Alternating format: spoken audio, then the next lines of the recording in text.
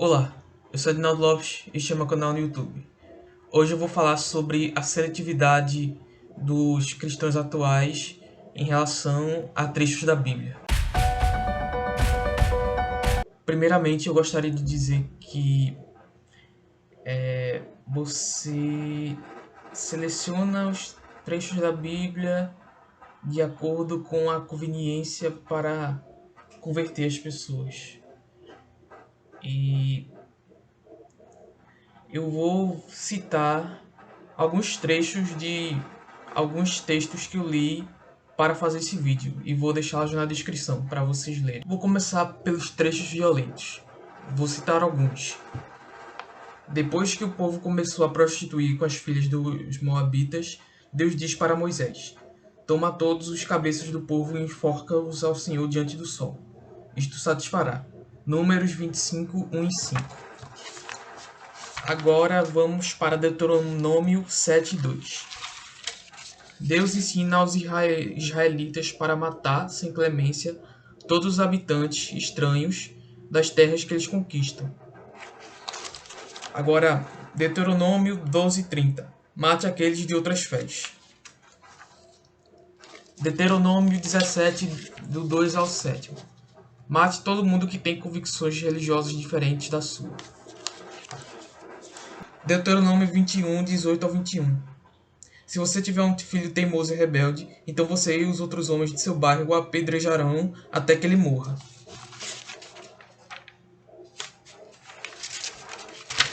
Deuteronômio 28, 16 ao 68. Se você não obedece às leis que são determinadas no Velho Testamento, Deus envia uma série de maldições que serão descritas nestes 52 versos. Deuteronômio 29, 18 e 20. Se você servir os deuses de outras nações, toda maldição escrita neste livro cairá sobre você.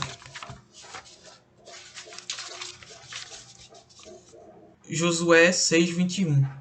E tudo quanto na cidade havia destruíram totalmente a fio de espada, desde o homem até a mulher, desde o menino até o velho, até o boi e o gado miúdo e ao jumento. Salmos 50, 22. Se você esquecer de Deus, ele o rasgará em pedaços. Salmo 52, do 4 ao 7. Se você não confiar em Deus, ele o matará, e enquanto você está morrendo, o justo rirá de você. Salmos 55, 15. Se referindo aos seus inimigos, o salmista diz: A morte os assalte e vivos engula a terra. Salmos 135, 8. Salmos 135, 10. Deus é elogiado por matar crianças. Provérbios 13, 24. Batendo suas crianças com a vara é sinal de que és amo. Isaías 14, 21. Deus matará as crianças por causa da maldade de seus pais. Malaquias 4, 1. Em uma prévia do inferno cristão, Deus planeja queimar aqueles que ele considera mal. Mateus 3, 12. Aqueles que não produzem bom fruto, queimados no fogo que nunca se apagará. Marcos 6, 11. Qualquer cidade que não recebeu os seguidores de Jesus será destruída de forma mais selvagem que Sodoma e Gomorra. Homossexuais, aqueles sem afeição natural e seus simpatizantes, aqueles que consentem são dignos de morte. Romanos 1, 31, 32. Colossenses 1, do 19 ao 20. Deus faz paz com o sangue. 1 Pedro 4, 19. Deus quer que algumas pessoas sofram. Apocalipse 19, 11. Jesus faz guerra. Citando com mais detalhes o trecho de Deuteronômio 7, do 1 ao 2, eu digo: Quando o Senhor teu Deus te houver introduzido na terra, a qual vais para possuir, e tiver lançado fora muitas nações diante de ti, os heteus, os gigazeus, os amorreus, e os cananeus, e os perizeus, e os heveus, e os jebuseus, 7 nações mais numerosas e mais poderosas do que tu, e o Senhor teu Deus as tiver dado diante de ti para as ferir, totalmente as destruirás. Não farás com ela aliança, nem terás piedade delas. Muito bom, muito bom. Agora 1 Samuel 15, 3. Vai, pois, agora e fere a Amaleque, e destrói totalmente a tudo que o tiver, e não lhes perdoes. Porém matarás desde o homem até a mulher, desde os meninos até os de peito, desde os bois até as ovelhas, desde o camelo até os jumentos. Aí o que muitos religiosos falam em relação a esses trechos? Bem, eles falam, muitos deles, que aquilo era necessário para que a palavra de Deus se cumprisse naquele momento e depois aquilo se torna desnecessário. Eu não entendo por que existe a seletividade desses textos para fazer com que os seus preconceitos continuem, né?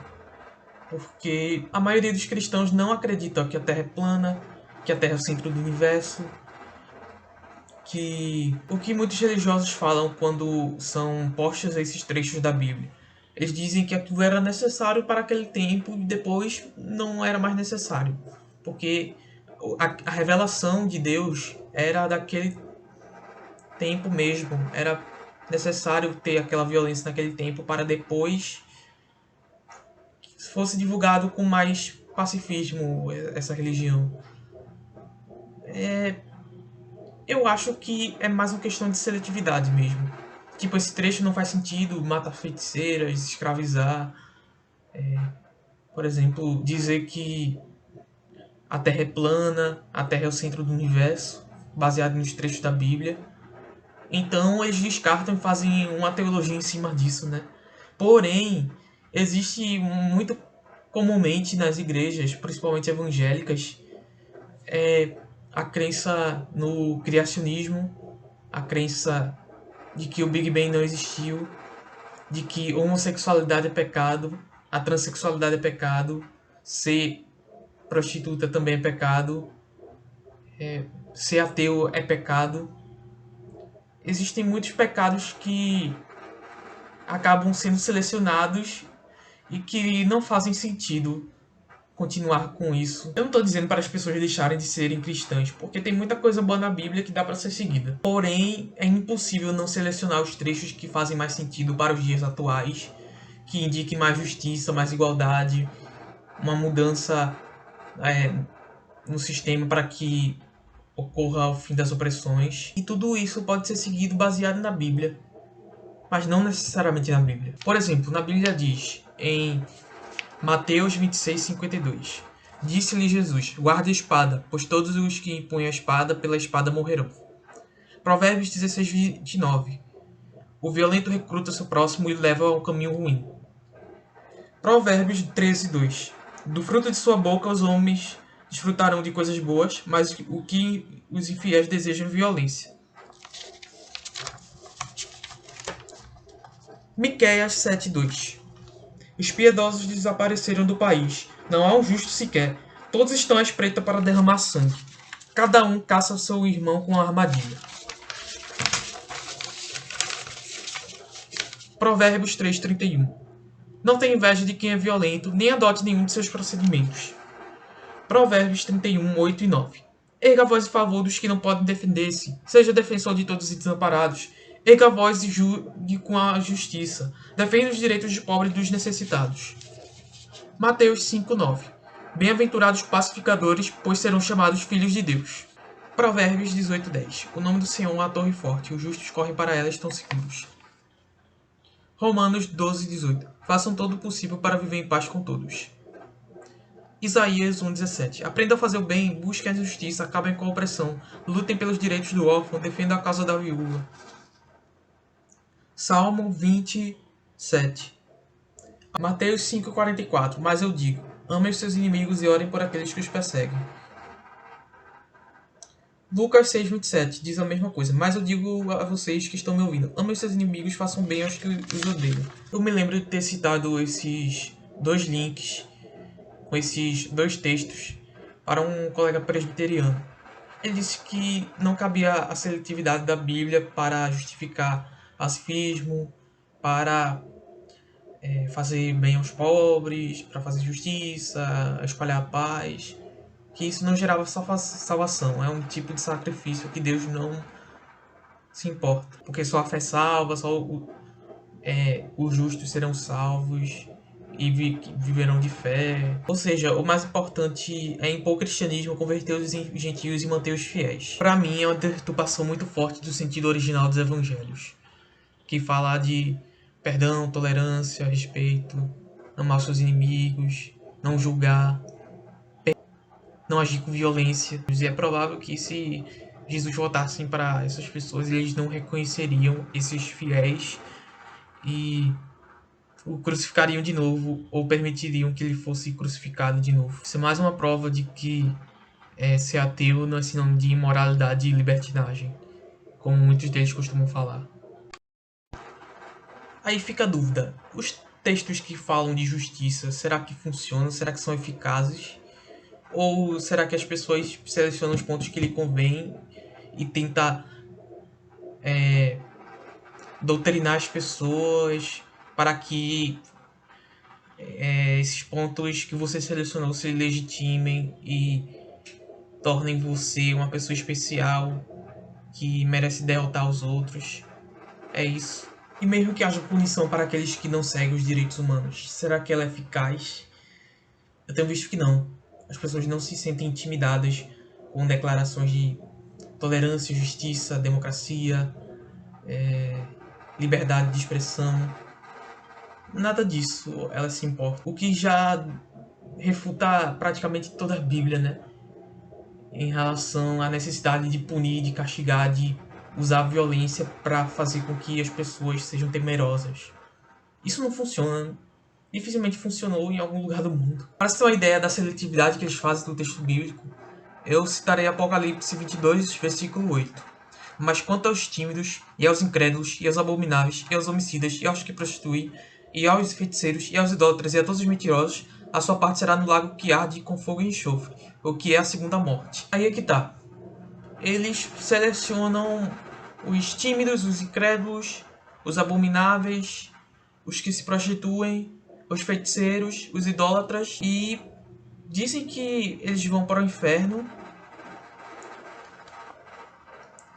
mas em relação aos homicidas, alguns homicidas, essa listinha aqui demonstra o quanto a igreja atual, principalmente evangélica, é seletiva na hora de condenar os pecados, né?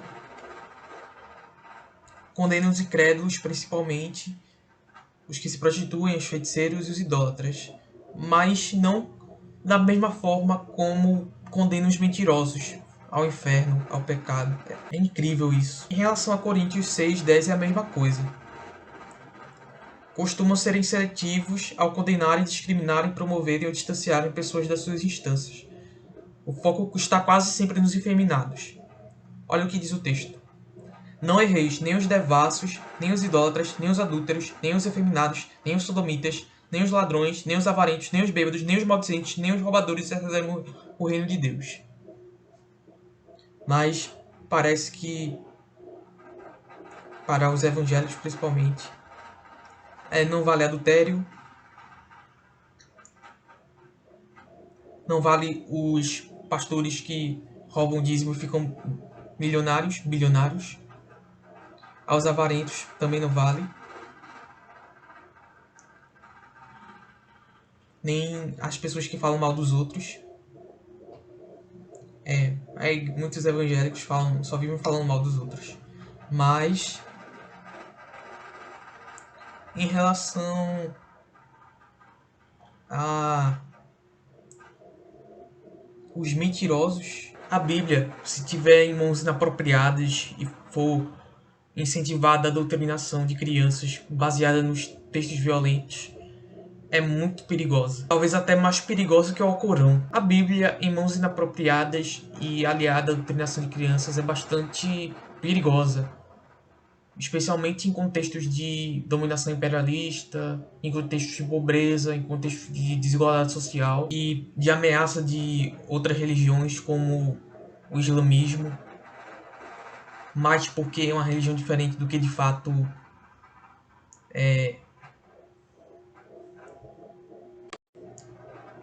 pela interpretação fundamentalista, acaba servindo de mote para que haja mais violência, mais fanatismo, ao invés de preservar valores progressistas, por exemplo, valores democráticos, que muitos dos xenófobos dizem defender. Os cristãos só retrocederam nesse nível de violência durante a história porque eles sofreram bastante pressão para que isso ocorresse.